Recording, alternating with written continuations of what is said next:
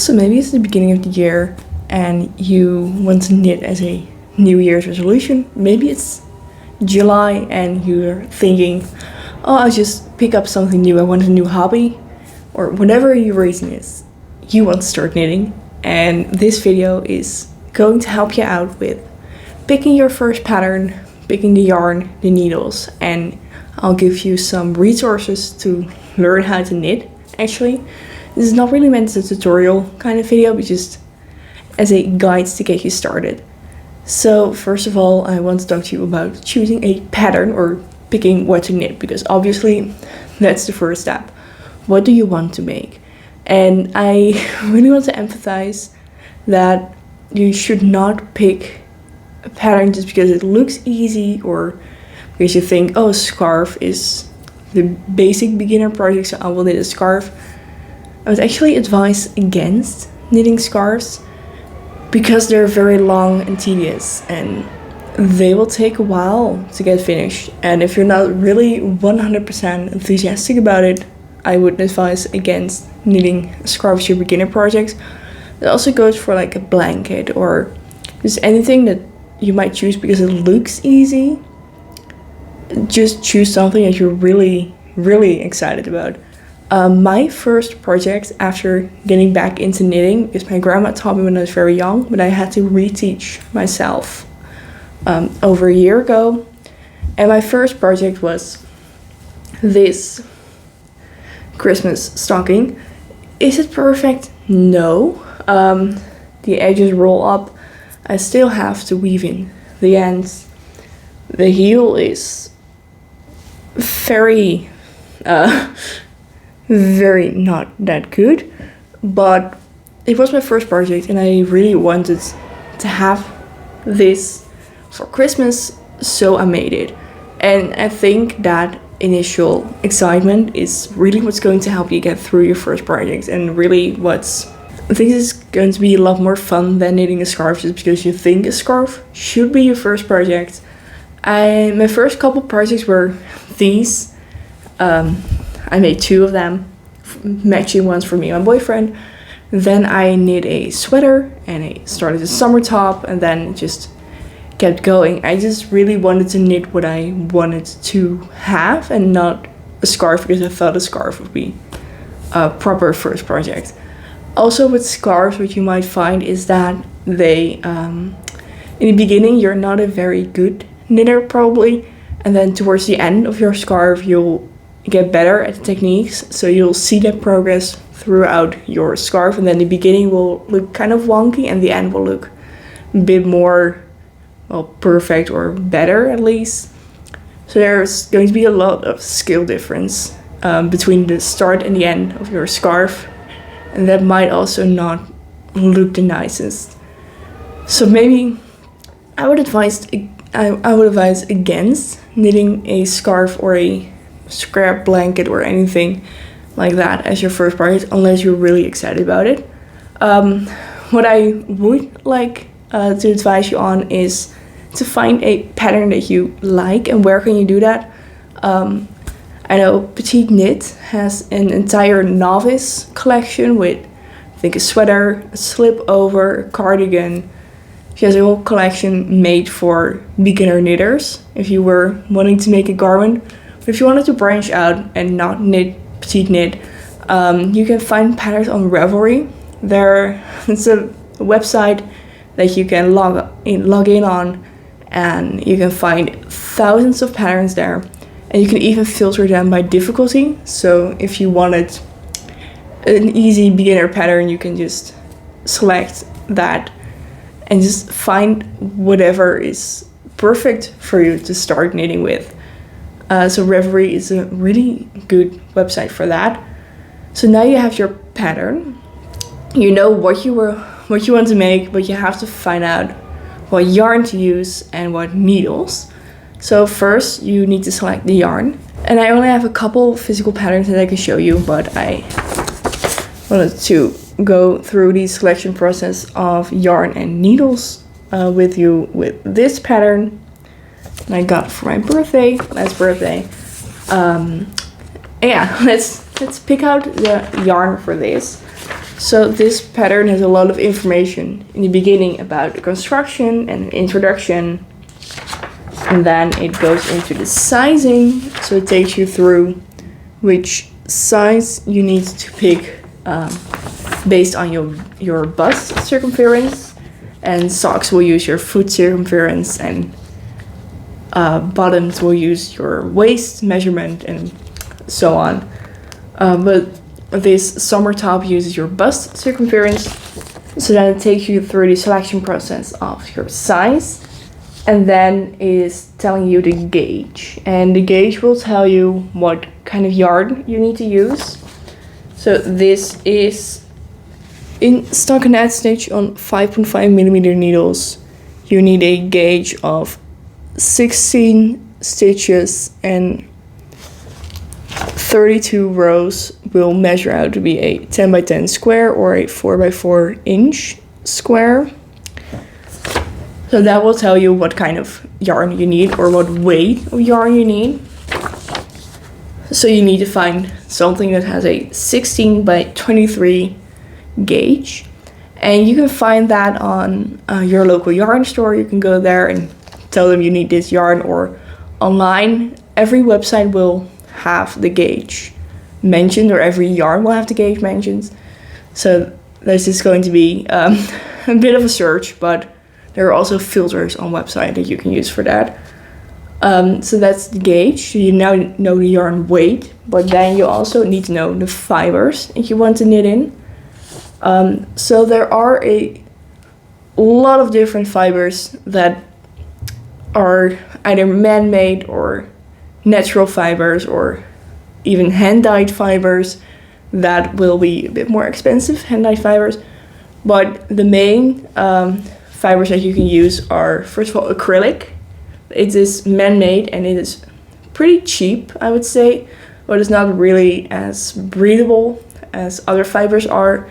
So you can probably use that a bit better on hats and scarves, or things that you will not be wearing on your body where you will be sweating and you really want that to be breathable. So I would not use it for a summer top. I made that mistake. Or as a sweater or something like that. A cardigan could be possible maybe, but you just need to figure out what works best for you. Some people really like to use acrylic for sweaters because it's not as itchy as some other fibers can be, but again, it's just something you have to play with and get a feeling for. So acrylic is an option. Cotton is also very widely used for mostly summer tops, but it can be used for other things, obviously. It is pretty breathable. It is really made for summer garments, but it can also get very heavy. So I would not really advise to knit a cardigan out of cotton or a sweater, because it's going to be a lot of yarn that you're going to be using, and that will kind of make the fabric quite heavy maybe. Or blankets might also not be that great for, but summer tops I would advise to use cotton. And then you also have wool, which might be the most basic option, and that can be a bit more itchy. Some people are very sensitive to wool, and it can also get a tiny bit expensive. So those are three of the options that you have with choosing fibers, and there are a lot more out there. And if you were wanting to use some pretty cheap-ish brands, I would tell you to go to Drops. So they have a website, but they're pretty widely available, I think, throughout the world. This cardigan is made out of Drops yarn, and these socks are as well. And Drops is pretty affordable. And another brand that I would also say is pretty affordable, it is a Dutch brand, and it is called Scheepjes, but I know it's also available abroad. I don't know where exactly it's available, but Scheepjes is pretty inexpensive as well. And then for my other Dutchies out there, Zeeman or these basic hobby stores around you will have cheaper yarn, but it's mostly, I think, going to be acrylic yarn. So if you don't want to use that, you basically need to get around the idea that you will be spending a bit more yarn than if a bit more money on yarn than if you were to get acrylic yarn. A very nice website that you can use to find yarn that is similar to the yarn that's used in patterns, because the pattern will tell you here it has a yarn suggestion, and then there it tells you, I recommend using an Aran weight plant-based fiber for this pullover, and then she tells you what yarn she used and what yarn she otherwise suggests. So you can go onto the website that I will put up here and I'll link down below. It's called yarnstop.com, and there you can insert the yarn that's being used in the pattern, and it will tell you across every yarn that this website knows which yarns are best to substitute for this, because you can obviously use the yarn that's suggested in the pattern, but if that's not available to you or that's a bit more expensive than you would like to pay for it, you can go to that website and then pick a less expensive brand that still matches in the gauge, in everything. I think it's a really nice website for beginners, especially because you don't really know what is yarn substitution, what yarns you would need for a pattern. So that website is pretty good to help you out. I will link that down below again. So you now have your pattern and you have your yarn, and you need needles. So what needles should you get? We're first going to talk about the needle size that you need, and then about the needle type. So the needle size will be specified in the pattern. So here it says suggested needles are 5.5 millimeter needles. So if you are having yarn that matches the gauge of the pattern, you will need 5.5 millimeter needles. Then if you have a different kind of yarn that does not really match the gauge, you might need a smaller size. So you really need to make sure your yarn, your pattern, and your needles line up in size, so that you get a similar item than you get a similar item to that on the picture. So then you have the needle size, but you also need to know the needle type. So there are circular needles, there are straight needles, and there are DPNs or double pointed needles. And they all have their benefits and they're all used for different kinds of projects. The straight needles are the typical needles that you will think of when you think of knitting needles. They're just two straight needles with a knob on each needle. So they are used for knitting flat. So if you don't like circular things, or you can knit cardigans with them, or scarves, or blankets, or anything that's not in the round, you can knit on straight needles. Then you also have DPNs or double pointed needles. They come in sets of 5 needles, and they have ends on both sides. So they are used to knit in the round generally. And yeah, the DPNs are a great option if you were wanting to knit in the round. I knit these fully on DPNs or double pointed needles. And then you also have circular needles, and they are needles that have a cable attached to them, so they are a circle. They're also used to knit in the round, so you don't have to switch between 5 needles, but you can just use 2 needles with a cable attached and then just go in circles basically. It's also used for socks, for sweaters, for hats, for anything in the round. You can use either double pointed needles or circular needles. But with circular needles, you'll find that there's a bit more variation. You can either get interchangeable circular needles or fixed circular needles. So fixed circular needles will have the cable attached to the needles, and interchangeable ones will have an option to screw or click the needles off and put other needles on it. So that's, if you were wanting to build up a collection of needles, I would suggest going for interchangeable ones, because then you can get different needle tips and different cable lengths, and then you just mix and match them up as you go. So yeah, I really like my interchangeable needles. You can also knit flat with interchangeable needles. Just you knit back and forth and you just kind of ignore that the cable is there. But if you are using circular needles, you also need to know the cable length. That will usually be suggested in the pattern, but the most commonly used cable sizes are either 60 or 80 centimeters. They are mostly used for summer tops and sweaters. You also have very tiny circular needles that you can use if you were wanting to knit up socks for yourself, or sleeves, or anything that's tiny. There are also tiny circular needles. You just really have to kind of do your research on what needles you need. So you now have the pattern, the yarn, and the needles. Now you need to know how to knit or what to do with them, basically.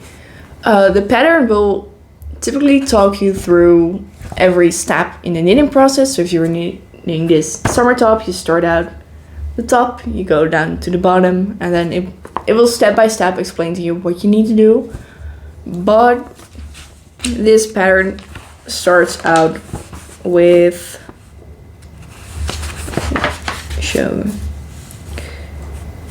this pattern starts out with cast on an X amount of stitches. It's a paid for pattern, so I will not share any information. So cast on an X amount of stitches, and then you don't know what to do because you don't know how to cast on yet.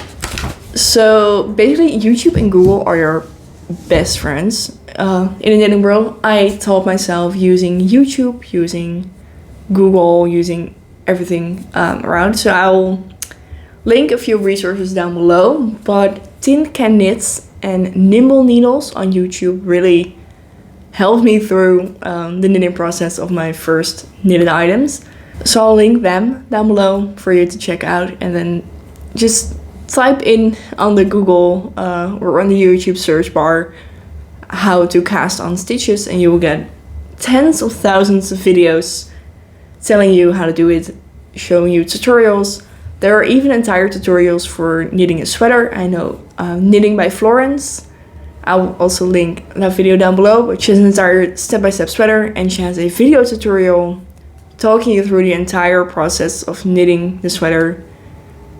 So there are lots and lots of resources out there, and so the only thing I can say is have lots of fun knitting, have lots of fun figuring things out, doing things wrong, starting them over again, and then having your first knitted objects.